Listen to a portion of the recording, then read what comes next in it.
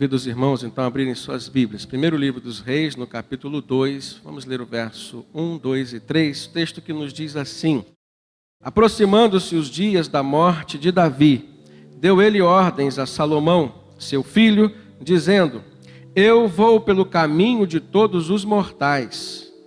Coragem, pois, e sê homem, guarda os preceitos do Senhor teu Deus, para andares nos seus caminhos, para guardares os seus estatutos e os seus mandamentos, e os seus juízos, e os seus testemunhos, como está escrito na lei de Moisés, para que prosperes em tudo quanto fizeres e por onde quer que fores. Queridos, esse texto relata uma das últimas passagens na vida de Davi. E justamente o momento em que ele assume uma postura de pai, com uma responsabilidade diante de um filho, passar para ele o seu reinado, mas passar para ele também um legado de sabedoria, um legado de responsabilidade, um legado de fé, um legado de esperança naquilo que Deus manifestou como desejo para o seu coração, prosperidade integral na vida de Salomão. Era então aquele momento em que o pai passava para o filho, resumidamente, tudo aquilo que passou como exemplo durante toda a sua vida. E nos chama a atenção não só as palavras, mas palavras que condiziam com atitudes. Davi foi um homem que deu exemplo de servo de Deus. E ele tinha para passar para Salomão não só o reinado, mas ele tinha também um legado de bênçãos para passar para o seu filho. Nós entendemos, irmãos, que todo pai tem um legado a deixar para seus filhos. E esta palavra legado nos faz pensar numa bagagem de conhecimento, numa bagagem de exemplos, não só daquilo que se fez, mas daquilo que se espera fazer. E Davi agora tinha consciência de que sobre Salomão estava uma expectativa de Deus para a continuidade daquilo que Deus já havia feito e planejado em Davi, através de Davi. E Salomão, que estava por receber o reinado, logo nos últimos dias de Davi, ele recebe do seu pai também palavras de sabedoria, palavras que fizeram com que ele pensasse nos valores que um homem precisa ter, que uma mulher de Deus precisa ter. Palavras que fizeram com que ele refletisse sobre a sua dependência em fé acerca do seu Deus, vendo no seu pai que aquilo que tinha acontecido na vida de Davi não tinha sido fruto somente do esforço de Davi, mas tinha sido fruto também da misericórdia, da compaixão, do amor e de um projeto maravilhoso de Deus para ele. E é nessa hora que Salomão, como filho, recebendo do seu pai conselhos, ele para e pensa sobre a sua própria vida. O que ele haveria de ser? Como ele haveria de proceder diante de tão grande responsabilidade que ele estava recebendo do seu pai? Nós, irmãos, temos um legado deixado por Deus como nosso pai. Nós, como Salomão, precisamos parar. Precisamos ouvir Deus falar conosco. Precisamos olhar para o exemplo de Jesus, que como Filho de Deus, manifestou-se em carne como o próprio Deus, trazendo exemplo de amor, trazendo exemplo de humildade, trazendo exemplo de serviço, trazendo exemplo de valores que, na verdade, irmãos, transformam o homem e fazem com que este homem seja algo mais do que ele deveria ser, algo que transcende o nível humano e que é completado pelo nível espiritual daquilo que Deus deseja acrescentar. Eu e você somos pessoas que a cada dia, na nossa vida, podemos experimentar algo a mais que é de Deus para nós. Temos um legado deixado por Deus. Mas nós precisamos encarar uma realidade. Nós, por nós mesmos, não poderemos cumprir esse legado. Davi olha para Salomão e diz: esforça-te, esforça-te. Seja homem. Nós olhamos aqui pelo menos duas coisas, dois legados importantes. O primeiro legado, que é o legado do trabalho. Quando ele diz esforça-te, em algumas versões, ele diz para o filho, seja forte. Em outras palavras, ele está dizendo, trabalhe. As bênçãos de Deus, a maioria delas, aquelas que não são milagres, elas vêm de uma forma natural na vida do homem. E vêm como consequência do seu esforço, do seu trabalho, como consequência da sua devoção ao Senhor. O segundo legado que ele deixa é o legado de honra. Ele diz, para ser forte, mas ele diz também, seja homem. Honre a tua palavra, honre o teu ministério, honre a tua fé, honre o teu Deus, honre a tua casa, honre a tua família. E às vezes, queridos, nós pensamos em nós mesmos como pessoas que carregam consigo um projeto pessoal de vida. Nós olhamos para nós mesmos e às vezes percebemos algumas limitações, algumas dificuldades. E infelizmente, às vezes nós não deixamos Deus tratar e nem queremos ser tratados. Mas às vezes nós temos uma compreensão melhor desse plano de Deus. E sabendo da nossa limitação humana, começamos a permitir Deus trabalhar conosco. Salomão ficou conhecido na história como um dos homens mais sábios. E ficou conhecido também por um pedido que ele fez a Deus. Ele poderia ter pedido muitas coisas que nós hoje também poderíamos pedir, se tivéssemos uma oportunidade. Como ele teve diante de Deus. Mas Salomão pediu sabedoria. Ele entendeu que a sabedoria era o princípio de todo o sucesso na sua vida, de toda a prosperidade sua. E essa sabedoria faz com que o homem seja trabalhador. Essa sabedoria fez com que ele fosse uma pessoa que soubesse honrar o seu pai, honrar a sua família, honrar o seu povo, mas antes de tudo, honrar o seu Deus. Em 2 Crônicas, no segundo livro das Crônicas, no capítulo 15, verso 17, Deus começa a manifestar diante do seu povo um desejo de que o seu povo pudesse desempenhar um projeto, desempenhar uma obra, mas sempre com o seu auxílio, com a sua participação. Deus diz assim, esforçai-vos e não desfaleçam as vossas mãos, porque a vossa obra, essa obra que Deus tem para nós, ela tem uma recompensa, diz o Senhor. E é aí que nós hoje podemos pensar em todos os campos da nossa vida, a nível de projeto de Deus e obra de Deus.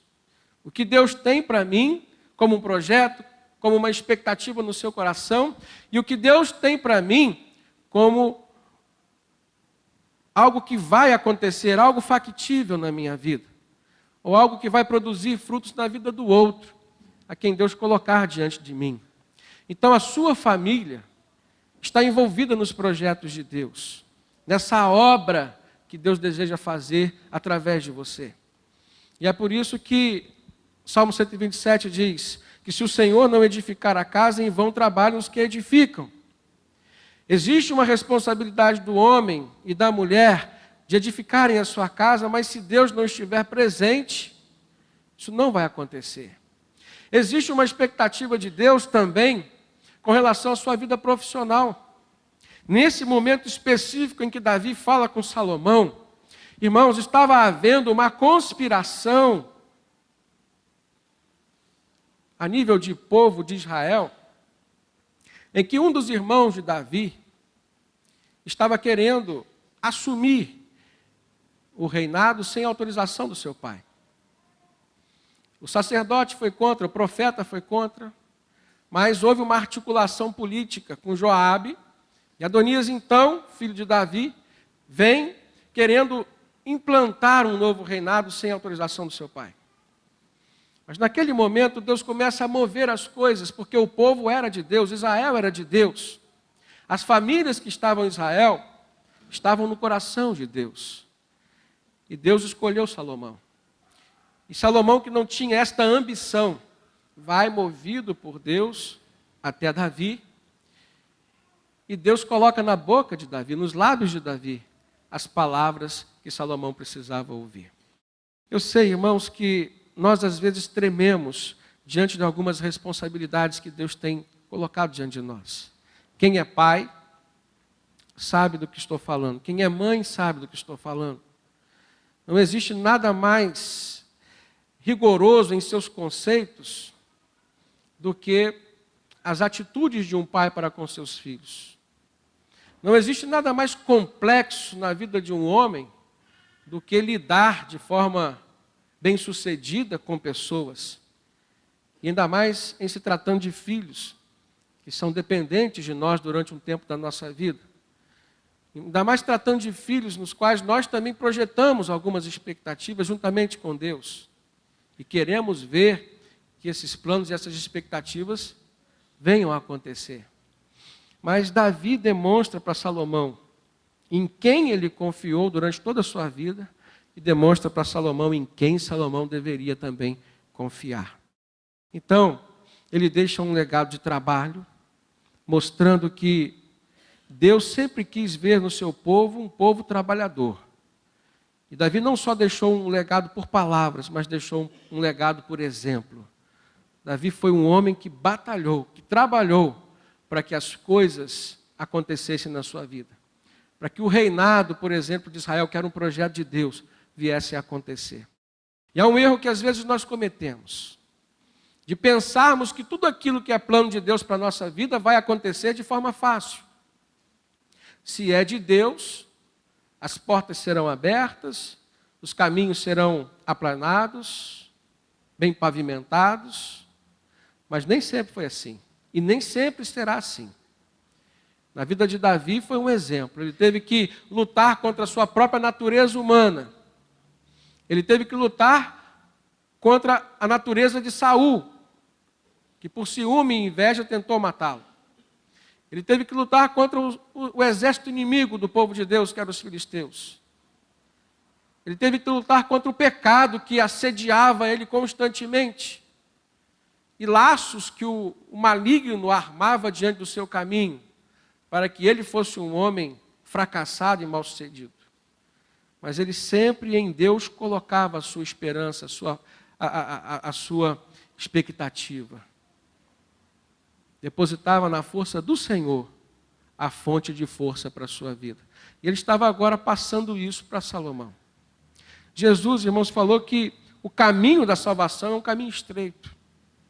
Então fica claro para nós que nem sempre nós teremos facilidade para vermos os planos de Deus se cumprirem na nossa vida. Ou seja, se você recebeu uma família, se você recebeu filhos para criar, mesmo sabendo que os filhos são herança do Senhor, mesmo sabendo que existe um projeto de Deus para que você tenha uma família feliz, isso é vontade de Deus, você provavelmente não vai encontrar facilidade para fazer da sua família uma família feliz.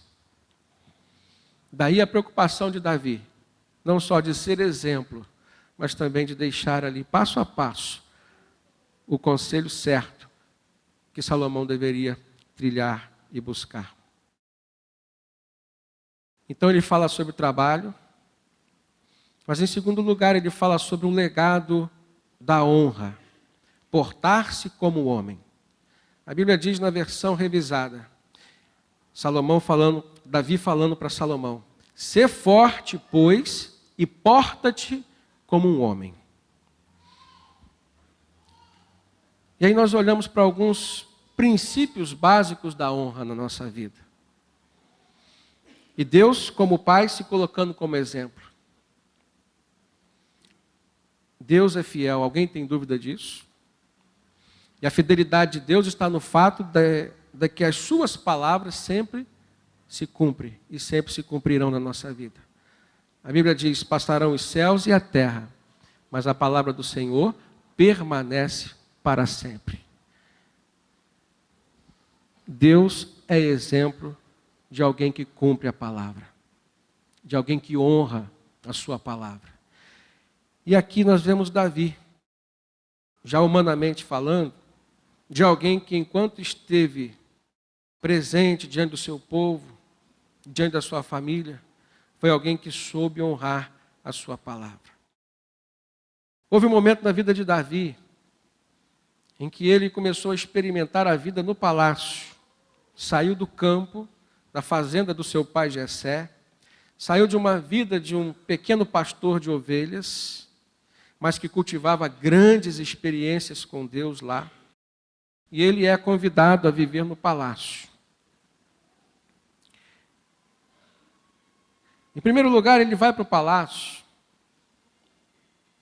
para poder louvar ao Senhor e fazer com que o espírito de Saul se acalmasse mediante uma batalha espiritual que ele estava vivendo. Em segundo lugar, Davi é convidado a viver no palácio por ser um homem esforçado, trabalhador, cônscio das suas responsabilidades, mas principalmente por ser um homem de fé, ainda jovem, mas um homem de fé, que honrava pai e mãe, que honrava o seu Deus, que honrava o seu povo. E que num certo dia ele chega nas trincheiras de guerra entre Israel e os filisteus, e ali ele vê Golias afrontando o Senhor, afrontando os seus irmãos, afrontando o seu rei, e ele então se oferece para ir enfrentar aquele gigante. Ele diz: quem é esse incircunciso que ofende o meu povo, que afronta o meu Deus? E Saul tenta colocar nele a sua armadura de guerra. Davi ainda não era um soldado preparado, era um pastor de ovelhas. E ele rejeita toda aquela armadura humana feita por mãos de homens, tirando de si toda a expectativa que qualquer outra pessoa poderia colocar nele de um soldado. Tentaram fazer dele um soldado, mas ele entendeu que o que ele precisava ser naquele momento era continuar sendo o pastor de ovelhas, que cuidava do rebanho do seu pai e que agora iria cuidar do rebanho do seu Deus, do seu Senhor, para honrar o nome do seu Deus. E ele então enfrenta aquele gigante Golias, e todos conhecem a história. Com uma pedra e uma funda, ele derrota o seu maior inimigo. E então ele já vai ser convidado para o palácio por conta daquela vitória. E ainda vai com a promessa de casar-se com Mical, a filha do rei. Seria um possível sucessor de Saul. Os planos de Deus já estavam se cumprindo na sua vida, embora ele não percebesse, mas sempre exigindo dele esforço, dedicação, trabalho e honra. E aí ele começa, irmãos, a enfrentar uma luta. Ele vai às guerras, ele é bem sucedido, e as pessoas do povo de Israel começavam a clamar por ele, e fazendo comparações entre ele e Saul. E diziam as mulheres, cantando: Saul matou seus milhares, mas Davi matou seus 10 milhares. E aquilo despertou no coração de Saul, o rei, ciúme, e depois inveja. E Davi começa a enfrentar a batalha de um homem que ainda não estava nem na metade da sua vida, mas já estava correndo risco de morte. Aquele que era o seu próprio sogro tentou matá-lo, tentou assassiná-lo e perseguiu. E é interessante a questão do legado de honra. O legado de honra. Davi aprendeu com seus pais e na palavra do seu Senhor a honrar os ungidos de Deus. E em meio à perseguição de morte, ele teve uma oportunidade de matar Saul, seu maior inimigo. E não fez. Abner não entendeu, mas ele falou assim: quem sou eu para atentar contra o ungido do Senhor? Então ele, podendo matar Saul, ele simplesmente tira um pedaço, uma tira de pano das vestes de Saul, e depois mostra para o seu inimigo Saul, ou melhor, de quem ele era inimigo, porque até naquele momento ele reconhecia em Saul: Saul não é meu inimigo, é meu rei, é ungido do Senhor. Isso é saber honrar. Honrar pessoas a quem Deus escolheu. E saber que o propósito de Deus é superior ao nosso propósito, à nossa maneira de entender as coisas. Davi soube honrar os soldados que caminhavam com ele. Davi honrou a sua aliança que fez com Jonatas, o filho de Saul. Agora olha como Deus faz as coisas, irmãos. Na casa de Saul, onde Davi corria risco de morte e teve que fugir, um dos filhos de Saul o que era reconhecido. Jonatas fez uma aliança certa vez com Davi. Está lá no primeiro livro de Samuel, capítulo 18. Naquele momento em que eles fizeram uma aliança, aquela aliança foi uma aliança fundamentada no amor, na amizade, no companheirismo, no respeito e na honra. Jonatas prometeu honrar Davi e Davi prometeu honrar Jonatas. E Jonatas, mesmo contrariando o seu desejo do seu pai de assassinar Davi, sempre foi um instrumento de Deus para a preservação da vida de Davi.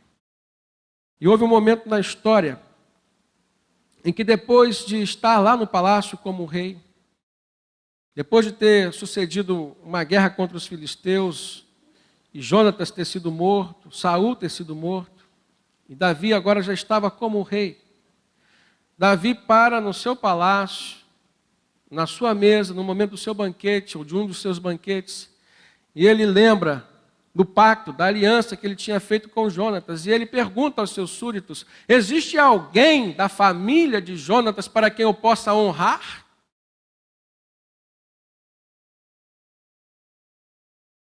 E uma pessoa lembra Davi, falando: olha, existe um tal Mefibosete, que está lá em Lodebar, um homem paralítico das duas pernas. Davi naquele momento se manda chamá-lo.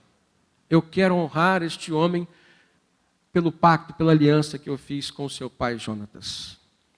E aí, queridos, começa uma história de cura na vida de uma outra pessoa, que na verdade é fruto do legado de honra que o seu pai deixou. Sai do foco agora a pessoa de Davi, sai do foco a pessoa de Salomão, mas entra em foco quem foi Jonatas para com Davi e o que estava por acontecer na vida de um filho perdido que ele tinha deixado no mundo, Mefibosete. Um garoto que nasceu sadio, mas que no momento de invasão dos filisteus, a pessoa que estava com ele no colo foi sair correndo, ele caiu e teve um acidente. Por conta daquele acidente, ele ficou sem os movimentos das duas pernas. Mefibosete chega até a casa do rei. Naquele momento ele se prostra diante de Davi. E aí, queridos, acontece um fato assim que eu tenho certeza que foi marcante na vida de Mefibosete. Segundo Samuel, capítulo 9, versos 7 e 8, relata aquele momento em que um pobre e esquecido, alijado da sociedade, discriminado, chega diante do palácio e é honrado pelo rei, mas por um rei que queria honrar quem o seu pai tinha sido para com sua vida. Entendo, irmãos, que existem heranças na nossa vida que valem mais do que qualquer tesouro. Estava sendo lembrado agora o pacto que Jonatas tinha feito com Davi. Jonatas tinha morrido. Mefibosete estava sozinho no mundo, mendigando. E de repente Davi se lembra de quem fora Jonatas, de como ele o amou e o protegeu. E ele vai honrar o seu pacto com Jonatas. E Mefibosete recebe a herança de um legado do seu pai Jonatas, um legado também de honra. Davi fala assim: não temas. Naturalmente que, se houve uma guerra entre a família de Saul e a família de Davi, e Mefibosete como um neto de Saul, ele sendo agora chamado à presença do rei, era para quê? No seu coração estava o risco de morte. Na sua mente estava aquele medo: eu agora vou morrer.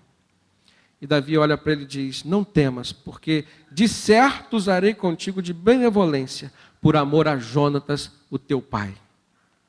E eu te restituirei todas as terras de Saul, teu pai. E tu sempre comerás pão à minha mesa. E naquele momento, irmãos, paz, meus irmãos, mas o coração de Mefibosete se enche de tanta alegria, com certeza por se lembrar de que ele não tinha mais pai. mas que aquilo que o seu pai deixou de valor, que foi a honra, o nome, estava agora sendo um instrumento para restituir a ele todas as outras coisas de que ele tinha falta, de que ele tinha necessidade. Foi a honra, ou o legado de honra que Jonatas deixou, que naquele momento estava sendo um instrumento de testamento para a vida de Mefibosete. É como se um juiz abrisse um testamento e dissesse assim: olha, você não te deixaram terra, não te deixaram servos, não te deixaram nada. Mas o nome do seu pai, quem ele foi, o que ele fez em honra à aliança com Davi, vai fazer com que tudo isso agora seja restituído a você. Receba esta herança que o teu pai te deixou. E aquele homem, eu imagino que chorando, sem entender bem o que estava acontecendo, ele diz para Davi: quem é o teu servo para teres olhado para ele como um cachorro morto, como um cão morto, tal como eu? Essa era a vida que Mefibosete tinha.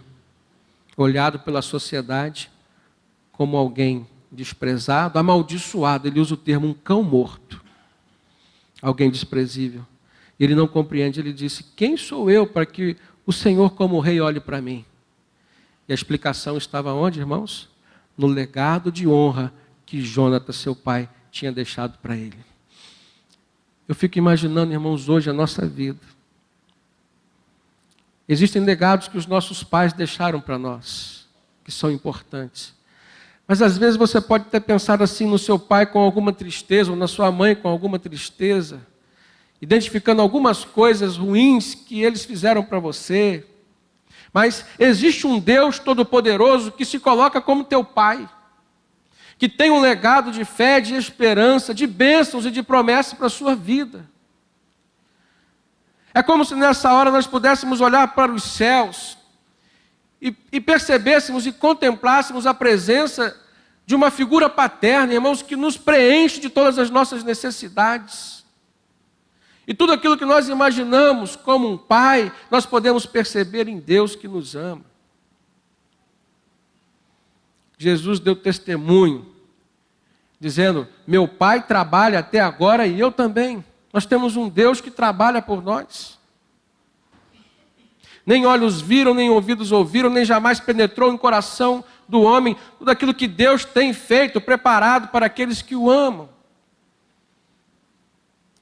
Nós olhamos para os céus, irmãos, e percebemos ou contemplamos um Deus que honra a sua palavra na nossa vida. Eu nunca vi um justo mendigar o pão, nem a sua descendência passar por necessidades. Isso é a promessa de Deus.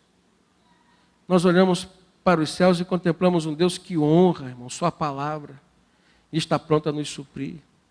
Existem momentos de livramentos na nossa vida que nós nem sabemos, outros nós ficamos sabendo, nós passamos por eles, mas é a manifestação do poder da palavra de Deus, que é sempre e será sempre honrada por Ele nas nossas vidas. Seja quem Deus quer que você seja. Cumpra os projetos de Deus para a sua vida, aquilo que Deus te falou, e você não vai se decepcionar, nem consigo mesmo, e nunca com o seu Senhor. Isso é algo que pode acontecer. Se entre Jonatas e Davi houve uma aliança feita em amor, irmãos, hoje, entre nós e Deus, através de Jesus, também pode ser feita uma aliança que vai redundar em muitas bênçãos reais e verdadeiras para a nossa vida.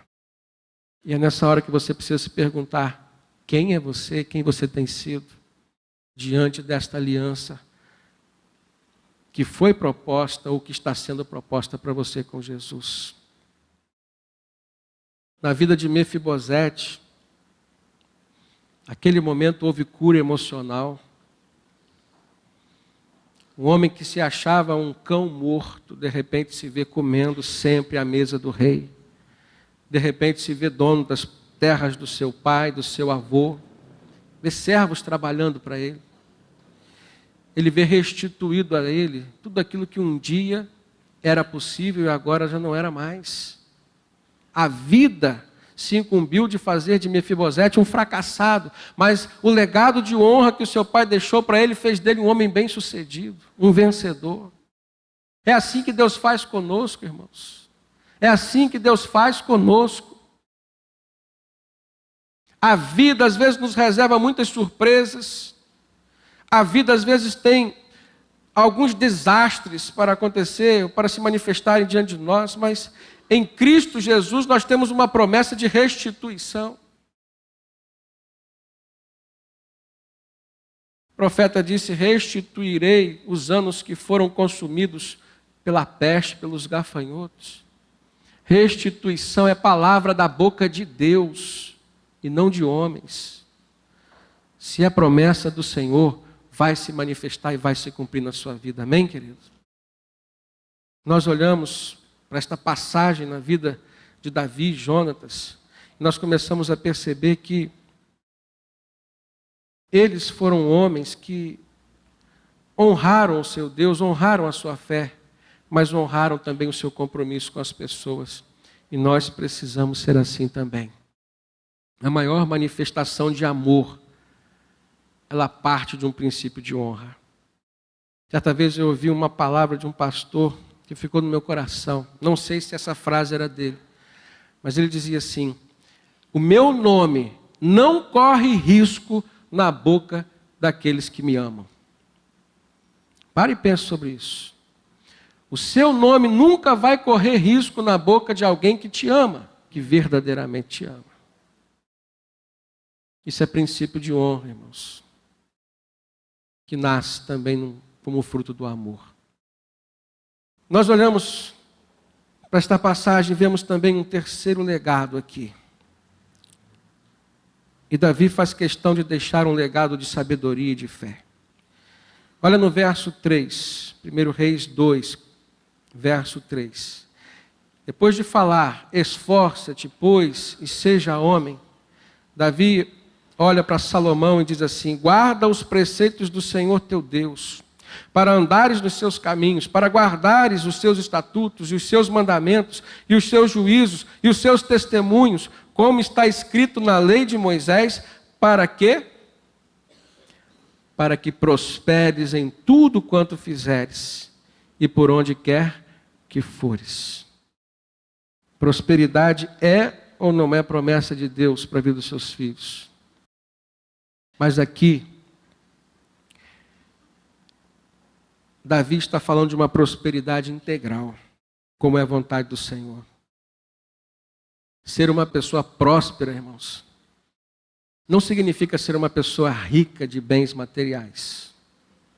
Existem pessoas ricas de bens materiais, mas que não são prósperas. Ser uma pessoa próspera na perspectiva de Deus, na perspectiva dos céus, é ser uma pessoa realizada, completa, é ser uma pessoa com ausência de necessidades. Preste atenção nisso. Ser uma pessoa satisfeita, contente, feliz, radiante, pela luz de Deus que brilha na sua vida. Isso é ser uma pessoa próspera. É ser uma pessoa que luta as lutas propostas por Deus e experimenta a vitória. Isso é prosperidade. É ser uma pessoa que ora, que ajoelha, que sofre, que crê, mas recebe a resposta do Senhor. Isso é prosperidade. E Davi deixa para o seu filho Salomão este legado de sabedoria e de fé. Calcado em primeiro lugar, preste atenção, ele tinha que observar e guardar os preceitos do Senhor, o seu Deus. A frase ela não se completa somente quando ele diz guarda os preceitos do Senhor. Ela se completa quando ele diz o Senhor teu Deus. Preste atenção nisso. Não era necessário simplesmente guardar, ouvir, observar os preceitos de Deus. Era necessário ter fé que Ele era o seu Deus. Entenda, irmãos? Livros de autoajuda, palavras de sabedoria, nós vamos encontrar sempre. Nós vamos encontrar sempre. Mas a fé é algo que é construído dentro de nós por meio de experiências com o Senhor, por meio de relacionamento. É por isso que a Bíblia diz, a fé vem pelo ouvir e ouvir a palavra de Deus, ou seja, ouvir no sentido de se relacionar com o Senhor, de cultivar experiências com Ele. Você tem ouvido Deus? Você tem se relacionado com o seu Senhor? Isso vai fazer com que a sua fé aumente e produza frutos na sua vida, que venham fazer de você um homem próspero, uma mulher próspera, um vencedor em Cristo Jesus. Amém? Depois nós vamos ver que existem momentos na vida do homem que vão fazer com que ele passe por experiências que ele não esperava passar. E ele vai entender qual é o valor da sabedoria e da fé. A sabedoria que te dá o aporte intelectual, te dá direção, mas a fé que te dá confiança. A fé que te dá confiança. Existem momentos na nossa vida, irmãos, que o conhecimento nos faz ter uma direção. E até mesmo a direção certa. Mas se não houver fé, é a fé que vai fazer com que a gente creia que aquilo vai dar certo. É a fé que vai fazer com que aquilo dê certo na nossa vida. Porque a fé é a manifestação de Deus Todo-Poderoso em nós. Quando nós falamos em fé, nós falamos em futuro. Eu quero te fazer uma pergunta. Pense comigo. Se existe alguma coisa que Deus reservou para si, foi o controle do tempo, e no controle do tempo está incluído o controle do nosso futuro. Você não sabe o que vai acontecer com você, nem daqui a um minuto, nem amanhã, nem no ano que vem. Mas Deus te deu condições de sonhar, Deus te deu condições de planejar, Deus te deu sabedoria para planejar. Mas aí você entende que você precisa de algo a mais que a sabedoria. Você precisa de fé para caminhar nesse caminho do Senhor para você. E a fé, irmãos, é a prova das coisas que se esperam. Se nós não esperarmos, isso nos projeta um futuro. Não esperarmos com fé, as coisas não vão acontecer na perspectiva de Deus para nós. É por isso que às vezes o homem olha com um olhar humano e diz, não vai acontecer, não vai dar certo, eu não mereço, não creio.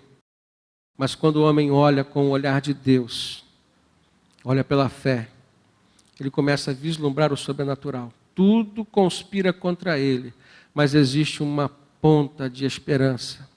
É a fé num Deus que é misericordioso. Então ele se agarra àquela ponta de esperança e acredita que o final vai ser feliz.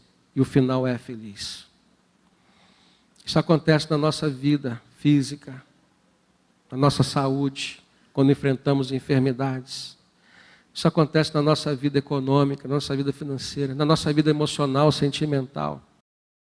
E às vezes o tempo conspira contra nós, a idade vai chegando, os sonhos vão sendo cada vez mais escassos, mas existe um sonho que sempre vai permanecer real na sua vida, que é o sonho que Deus sonhou para você.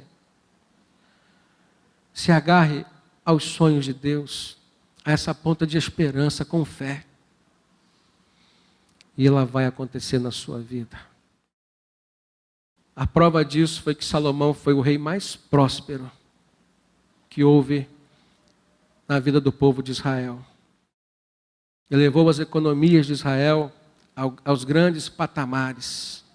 Foi referência. Outros reis vinham a Israel saber o que Salomão estava fazendo, como ele organizou as frotas marítimas, o comércio. Entende, irmãos? Ele foi referência em toda a sua vida. E é isso que Deus quer para você.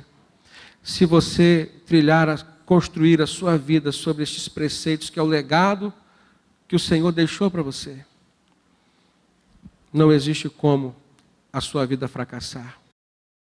Davi continua dizendo que ele deveria andar nos caminhos do Senhor Isso nos remete à obediência. Não adianta nós conhecermos a vontade de Deus, não adianta nós termos sabedoria. Se não tivermos fé, mas também se não tivermos obediência, nós não alcançaremos os patamares que Deus planejou para nós. Davi continua dizendo: para que prosperes em tudo quanto fizeres e por onde quer que fores. Deixou para Salomão um legado de promessas e bênçãos espirituais. É isso que eu quero dizer para você. Deus também tem esse legado. Muitas promessas do Senhor ainda estão por se cumprir na sua vida. Nós olhamos para nós, irmãos, e vemos muitas limitações. Às vezes nós nos questionamos por que passamos por momentos difíceis, por que estamos passando pelo momento atual na nossa vida. Mas nós precisamos sempre compreender uma coisa.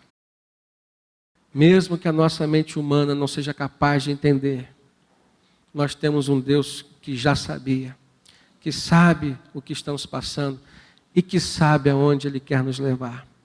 E é por isso que a maior sabedoria humana, acompanhada da fé e da obediência, vai sempre levar o homem e a mulher de Deus a um caminho seguro proposto pelo Senhor. A minha segurança não está na minha condição humana. A minha segurança está na divindade do meu Deus. Eu não sou nada por mim mesmo, mas eu creio que Deus pode fazer tudo em mim. Amém?